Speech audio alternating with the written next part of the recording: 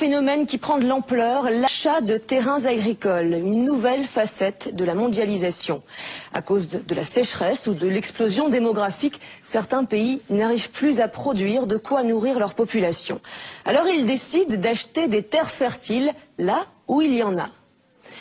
L'Eldorado, c'est l'Afrique. Ces 5 dernières années, 2,5 millions d'hectares de bonnes terres africaines ont déjà été vendus à des entreprises étrangères. La Chine arrive en tête. Elle, qui a déjà largement investi dans l'exploitation du pétrole et du minerai sur le sol africain, vient maintenant y produire ses denrées alimentaires.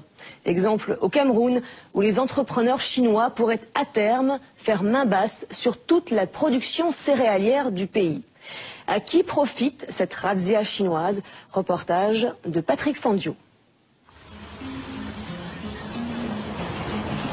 En apparence, rien n'a changé au cœur de cette forêt camerounaise. Pourtant, derrière le cliché de la carte postale, voici l'un des champs d'une nouvelle bataille mondiale pour la conquête des terres agricoles. Sur les rives fertiles du fleuve Sanaga, les villageois ont ainsi vu débarquer de nouveaux visages, parlant avec d'étranges et lointains accents. Bonjour. Monsieur Chang n'a rien d'un touriste chinois égaré là par hasard. Depuis 3 ans, ce professeur en agronomie fait partie du décor du village de Ndioré. Et avec les jeunes villageois, son arme de séduction favorite, des cadeaux comme ses maillots de football, le sport roi au Cameroun. L'opération de charme n'est pas désintéressée, les Chinois convoitent les terres du village. Ils en exploitent même déjà une parcelle sur laquelle ils ont reproduit le paysage d'une rizière asiatique.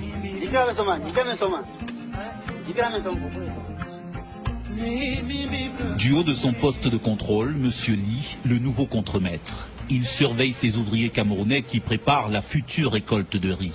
Et pour pouvoir leur donner des ordres, il a commencé à apprendre des rudiments de français. Ici, le patron, c'est M. Wang, pas peu fier de nous faire le tour du propriétaire. Sous son contrôle, à terme, 10 000 hectares, 100 millions de mètres carrés. Le Cameroun nous les a gracieusement offerts pour planter les céréales. Pour l'instant, c'est un champ d'expérimentation. On teste 200 variétés de riz pour avoir les meilleures semences. Semences et décors de rizières chinoises reproduites jusqu'au poste de surveillance, où est gravé l'inévitable poème patriotique célébrant l'odeur du riz. Encore maintenant. Une vingtaine de techniciens depuis 2 ans dans le centre du Cameroun, appartenant à une société d'État chinoise qui, en Afrique, cible les meilleures terres agricoles. Bon, c'est vrai, il y a beaucoup d'arbres. Il va falloir tous les couper. Mais il y a du soleil, la terre est très fertile et l'eau coule en abondance. 8 heures de travail par jour, 40 € par mois, les paysans camerounais découvrent l'envers du miracle économique chinois. Il n'y a pas de contrat. Tu as un l'accident, toi-même tu vas t'en occuper. Tu es même malade, toi-même tu t'occupes de toi-même. Nous travaillons comme les temporaires. Ça veut dire que aujourd'hui tu peux venir au travail, demain tu es au quartier. Bon.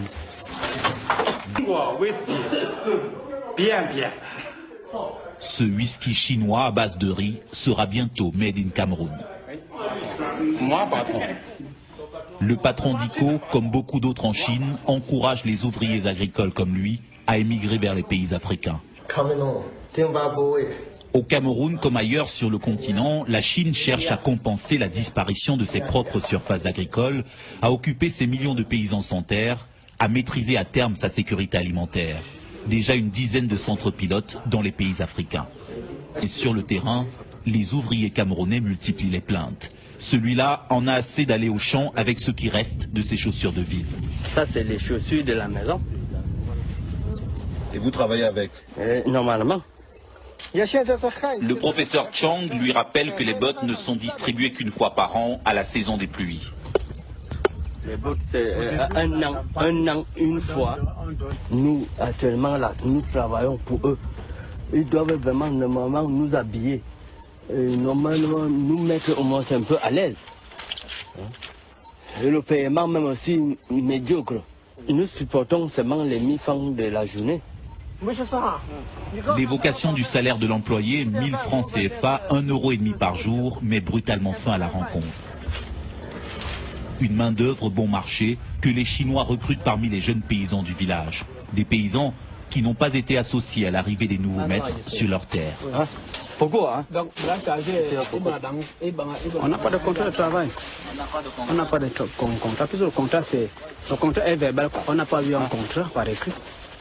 Avant, ces paysans pratiquaient de la culture de subsistance sur les terres que convoitent aujourd'hui les Chinois du groupe ICO. Des terres qu'ils ont dû quitter précipitamment. Un mois avant, ils sont venus signaler que bon, les Chinois vont venir s'installer là. Bon, ils sont arrivés. Alors, ils ont demandé à tout le monde d'arracher les maniocs. Même si ce n'est pas maturité. Ils ont donné au trop 2 semaines. Ils ont commencé à cultiver. Ils ont commencé à battre les palmiers, à défricher les champs de manioc, tout ça à terre. Ils demandent même aux habitants de quitter. Les Chinois? Les Chinois, que c'est leur terrain. Et c'est normal. C'est pas normal. Ils disent que c'est leur terrain. Ils doivent cultiver, construire, quoi, on ne sait pas. Personne à Ndiouré ne connaît d'ailleurs les termes de l'accord que le groupe chinois négocie avec le Cameroun. Même confidentialité sur un autre projet du groupe ICO, le rachat de cette usine abandonnée, spécialisée dans le décortiquage du riz.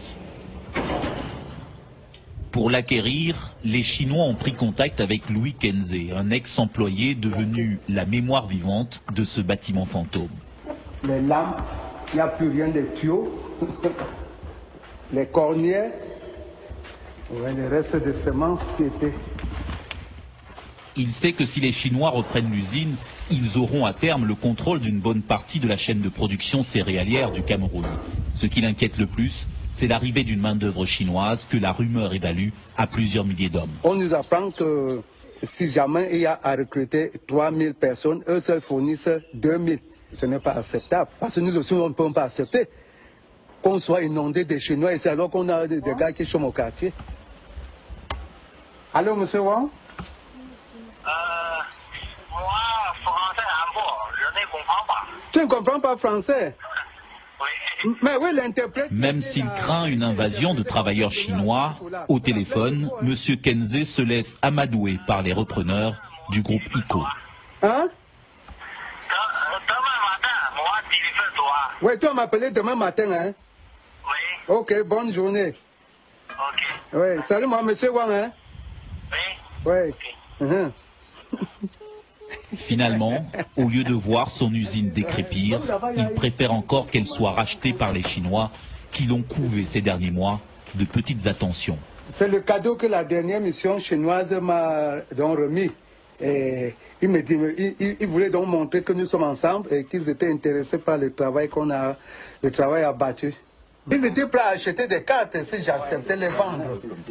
De précieuses cartes qui contiennent un trésor d'informations, car ce qui intéresse les Chinois, c'est moins l'usine elle-même que les immenses terres qui l'entourent. Voici toutes les étendues de la concession, comme vous voyez. Ces terres sont vraiment idéales pour la riziculture. Très convoitées pour ceux qui veulent faire à grande échelle. C'est disponible, les terres sont disponibles. Tout ça d'ensemble, c'est 14 000 hectares. 14 000 hectares, la prochaine cible chinoise au Cameroun. La Chine, en quelque sorte, est à la conquête de l'Afrique. Avant de se quitter, le professeur Chang tenait à nous montrer les premières récoltes de ce riz chinois made in Cameroun. Récolte presque tout épuisée, déjà vendue à un prix inférieur à celui du marché local. Reste l'invendable, les mauvaises graines, offertes à ses employés camerounais. On donne ce riz-là gratuitement à ceux qui travaillent bien à la ferme. C'est comme une sorte de récompense. Une conquête des terres agricoles dénoncée par plusieurs ONG comme un accaparement menaçant la souveraineté alimentaire des pays pauvres en cette période de crise. Pas de problème, pas de problème. Mais sur le terrain, comme au Cameroun, la réalité est souvent plus ambiguë, entre deux sentiments.